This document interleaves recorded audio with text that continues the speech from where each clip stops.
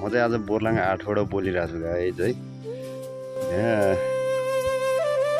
यो ठाउँ एकदम रमणीय छ क्या यो ठाउँ। बोलार्छ के अरे मेन रोड छ माथि असाङको नाङ्गे डाँडा।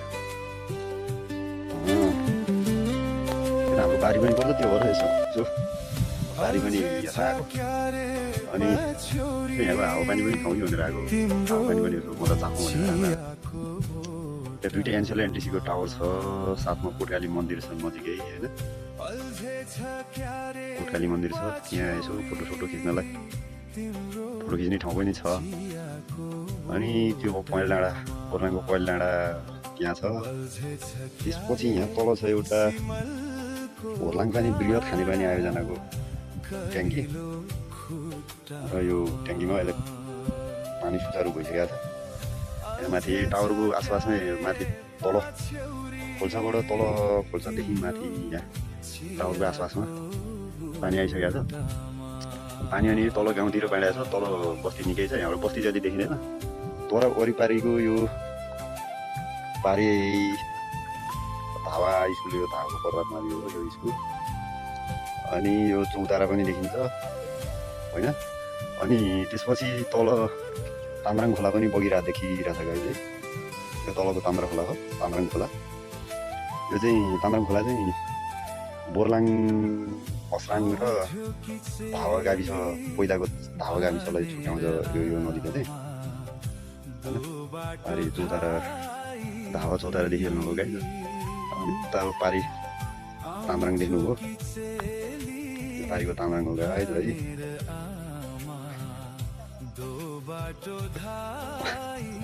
अनि पारी देखेको चाहिँ सल्यान्टार गाइज, त्यो चाहिँ धादिङ पऱ्यो होइन। बुढी गण्डकी पारी धादिङ थियो त्यो सल्यान्टार। अनि यसो सेतो सेतो बगर जस्तो देखेको छ, मेरो क्यामेराले राम्रोसँग क्याप्चर गरेँ। सेतो सेतो बगर जस्तो देखेको त्यो आँखु नदी हो गाइज होइन। अनि यो धादिङको अरू वडाहरू के अरे गाउँपालिकाहरू पनि देखिरहेछ। ठ्याक्कै पहिचान अनुमान लगाउन चाहिँ सकिएन। सल्यान्टार हेर्नुहोस् यहाँदेखिको माथिसम्म देखाएको छ गाइज। यो चाहिँ सल्यान्टार हो। त्यसको वारी सबै गोर्खा पऱ्यो, त्यसको पारी चाहिँ पुरै धादिङ पऱ्यो गाइज है। यहीँबाट पारी यो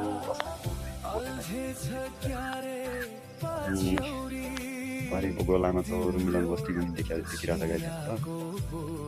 अहिले कुहिरो लाग्नु अन्त त्यो मनासलो जसमादेखि पारीका सब देखिरहेको छ। सालपछि उता आलु पोखरीको त्यो पालुवातिर पनि देखिरहेको छ गाइज है। कुहिरो लागिरहेको छ माथि लेकतिर चाहिँ होइन। तल अब मोटर बाटो नपुगेको ठाउँ कतै छैन, मोटर बाटो सबैतिर पुगेको छ। यो तल बोर्लाङ सिन्कौली सालघारी डेन्जर छ। यो यहाँबाट हेर्दा एकदम रमाइलो देखिन्छ भाइ। यो महिनामा चाहिँ के अरे बर्खा महिनामा चाहिँ बहुत हरियाली देखिन्छ। सल्यान्टार पनि पुरै हरियै छ। खेती गर्ने टाइम हुन्छ।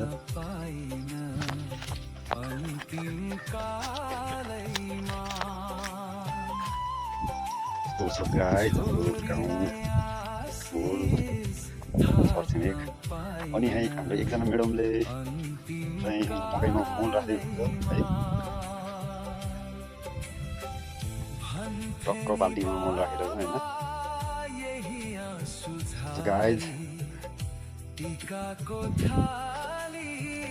एकजना बुढा बाजेले चाहिँ नि मकै रोप्दैछ धनाधन।